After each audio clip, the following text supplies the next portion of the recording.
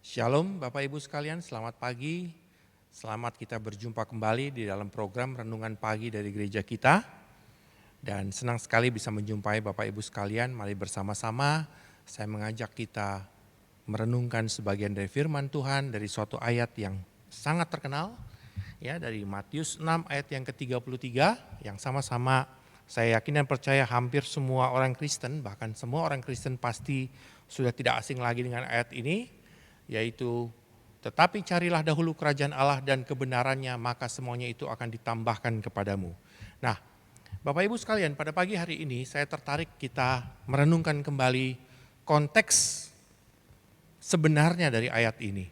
Nah, untuk memahami hal ini, sebenarnya kita perlu mempelajari seluruh perikop atau satu perikop di mana ayat ini berada. Karena tidak sedikit orang beranggapan bahwa kalau saya mau kaya, ya saya cari kerajaan Tuhan caranya. Dengan demikian kerajaan Allah itu dianggap sebagai suatu fasilitas atau dianggap sebagai suatu cara untuk mencapai tujuan utamanya, yaitu misalnya mencari tambahannya tersebut. Padahal ayat ini tidak bermaksud demikian sama sekali. Ayat ini kalau kita renungkan kembali, itu berada di dalam suatu konteks, di dalam suatu perikop di mana Yesus sedang mengajarkan mengenai kekhawatiran. Di dalam ayat ini berada di dalam suatu perikop di antara ayat 25 sampai ayat 34 yang judul perikopnya adalah hal kekhawatiran. Dan kalau kita teliti dengan baik, kalau Bapak Ibu membaca secara keseluruhan, maka hal yang paling mutlak sebetulnya di dalam konteks ini itu ada pada ayat yang ke-25.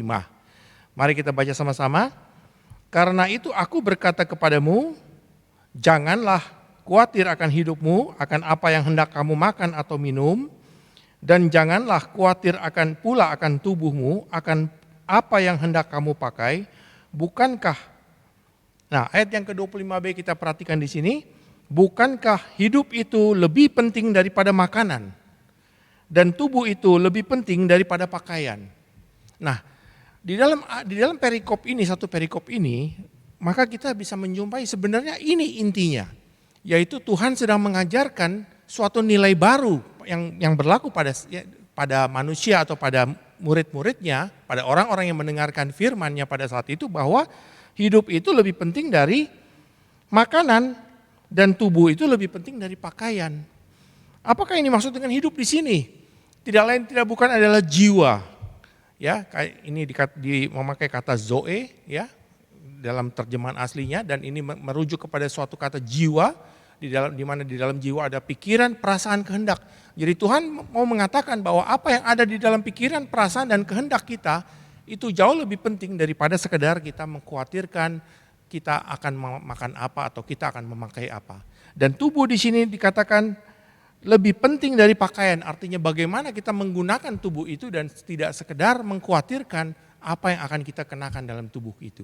Dengan demikian Bapak Ibu sekalian, Matius 6 ayat yang ke-33 ini tidak bermaksud untuk menjadi suatu ayat seperti ayat pemicu atau misalnya seperti suatu ayat yang membawa kita untuk mencari hal-hal jasmania, tapi sebaliknya ayat ini memberikan penjaminan pada kita bahwa Tuhan itu memelihara hidup kita karena, sekali lagi karena di dalam ayat 25 Tuhan mengajarkan suatu nilai baru di dalam kepada murid-muridnya saat itu, hidup itu lebih penting dari makanan dan tubuh itu lebih penting dari pakaian. Nah, inilah sebenarnya PR dari semua kita, dari setiap orang percaya, bahwa kita harus terus-menerus menggumuli atau kita terus-menerus menaruh percaya kita, dalam arti kata kita harus terus-menerus menyediakan hidup kita, pikiran, perasaan, kehendak kita itu untuk menjadi seperti Tuhan. Sebab itu di dalam bagian yang lain Rasul Paulus pernah mengatakan, hendaklah kamu dalam hidupmu bersama menaruh pikiran dan perasaan yang terdapat juga di dalam Kristus Yesus. Itulah ayat yang paralel dengan maksud di dalam ayat ini disampaikan. Itu sebabnya Bapak Ibu, nah janganlah kita mengkhawatirkan atau terlalu khawatir tentang keadaan kita, apa yang akan kita makan, apa yang akan kita minum. Tetapi kita tetap fokus untuk mencari kerajaan Allah dan kebenarannya. Karena apa? Karena Tuhan memelihara. Dikatakan di sini bahwa kalau kita membaca di sini bahwa ayat yang ke-32, semua itu dicari bangsa-bangsa yang tidak mengenal Allah. Orang-orang yang tidak mengenal Allah, mereka wajar, mereka mengkhawatirkan hidupnya karena hidupnya itu mereka hanya berpikir untuk 70-80 tahun hidup ini. Tetapi bagi kita anak-anak Tuhan, kita berpikir untuk suatu hal yang kekal. Oleh sebab itu orientasi kita haruslah panjang ke depan, orientasi kita haruslah jauh ke depan. Yaitu kita menaruh percaya kita sepenuhnya untuk kekekalan itu. Dan bukan sekedar kita mempermasalahkan apa yang akan kita makan atau kita minum.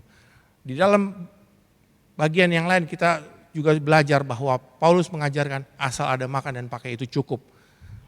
Itu sebabnya Bapak Ibu sekalian, biarlah hidup kita betul-betul kita alokasikan, kita persembahkan kepada Tuhan untuk betul-betul mencari kerajaan Tuhan, yaitu apa yang ada di dalam suasana batin kita, pikiran, perasaan, dan kehendak kita itu, hendaklah kita seturut dengan apa yang Tuhan ajarkan di dalam firman Tuhan.